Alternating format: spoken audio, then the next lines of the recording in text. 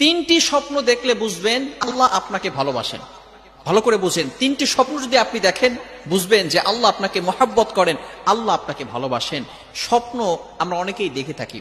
স্বপ্ন হচ্ছে তিন প্রকার, ভালো করে মনে রাখবেন। এই স্বপ্নের বিষয়টা হচ্ছে খুবই গুরুত্বপূর্ণ বিষয়। অনেকে স্বপ্নকে বিশ্বাস করতে চায় না, এটাকে অস্বীকার কোনোই অবকাশ নেই। কারণ আল্লাহ রাসূল সাল্লাল্লাহু আলাইহি সাল্লাম স্বপ্ন দেখেছেন এবং স্বপ্নের মাধ্যমে আল্লাহ রাসূল সাল্লাল্লাহু আলাইহি সাল্লামের কাছে ওহী এসেছে এবং আল্লাহ রাসূল সাল্লাল্লাহু আলাইহি সাল্লাম নিজে বলেছেন যে স্বপ্ন হচ্ছে 46 ভাগের এক ভাগ। সুতরাং আমরা স্বপ্ন অনেকেই দেখে থাকি।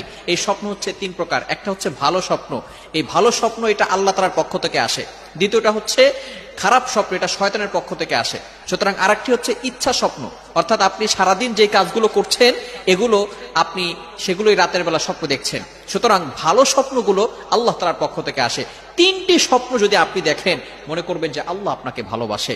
এক নম্বর স্বপ্ন হচ্ছে আপনি যদি দেখেন স্বপ্নে আপনি কোরআন পড়তেছেন, ভালো করে বুঝেন, আপনি কোরআন তেলাওয়াত করছেন, তাহলে মনে করবেন যে আল্লাহ পাক রব্বুল আলামিন আপনাকে ভালোবাসেন। আল্লাহ পাক রব্বুল আলামিন আপনার স্ট্যাটাস, আপনার মর্যাদা আরো হাই লেভেলের করে দিবেন। আল্লাহ তাআলা আপনার উপর রহমত নাজিল করবেন। আপনার শান্তি নাই, আল্লাহ পাক রব্বুল আলামিন আপনার জন্য সুখের ব্যবস্থা করবেন। আল্লাহ পাক রব্বুল আলামিন আপনার উপর রহমত বৃষ্টির মতো নাজিল করে দিবেন এবং আপনার সম্মান আরো আল্লাহ তাআলা বাড়িয়ে দিবেন যদি আপনি স্বপ্ন দেখেন কোরআন শরীফ পড়তেছেন।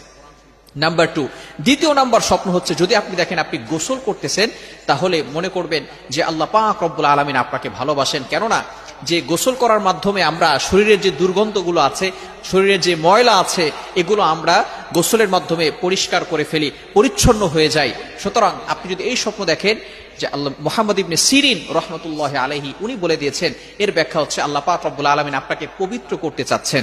অর্থাৎ আল্লাহ পাক রব্বুল আলামিন আপনাকে, আপনার ভিতরে যে গুনাহগুলো আছে এগুলো আল্লাহ পাক রব্বুল আলামিন পবিত্র করবেন।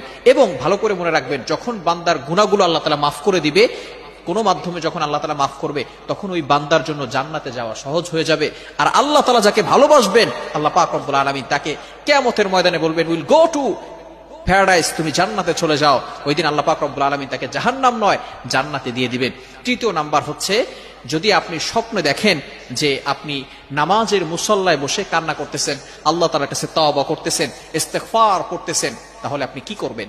এই ক্ষেত্রে আপনার ব্যাখ্যাটা হচ্ছে যে অবশ্যই আল্লাহ তাআলা আপনাকে ভালোবাসেন এবং আল্লাহ পাক রব্বুল আলামিন আপনি যেই বিষয় নিয়ে কান্নাকাটি করতেছেন, আল্লাহ পাক রব্বুল আলামিন আপনার যে চাওয়াগুলো আছে, আকাঙ্ক্ষাগুলো আছে, আল্লাহ পাক রব্বুল আলামিন সেগুলো কবুল করবেন, আপনার গুনাহ খাতা মাফ করে দিবেন এবং আপনার জন্য জান্নাতে যাওয়ার পথ সহজ করে দিবেন। সুতরাং এই স্বপ্নগুলো যদি আমরা দেখি তাহলে মনে করব আল্লাহ আমাদেরকে ভালোবাসে। এখন যদি খারাপ স্বপ্ন দেখি তাহলে আমাদের কি করণীয়? যদি খারাপ স্বপ্ন আপনি দেখেন তাহলে মনে করবেন এটা শয়তানের পক্ষ থেকে আসছে, এটা আল্লাহ তাআলার পক্ষ থেকে নয়।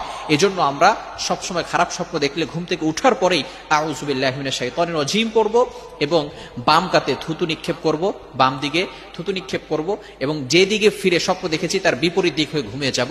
তাহলে আল্লাহ পাক রব্বুল আলামিন খারাপ স্বপ্নের যেই প্রভাব আছে সেগুলো থেকে আমাদেরকে হেফাজত করবেন। আল্লাহ তাআলা আমাদের সকলকে এগুলো বুঝে আমল করার তৌফিক দান করেন। সকলে বলেন আমিন।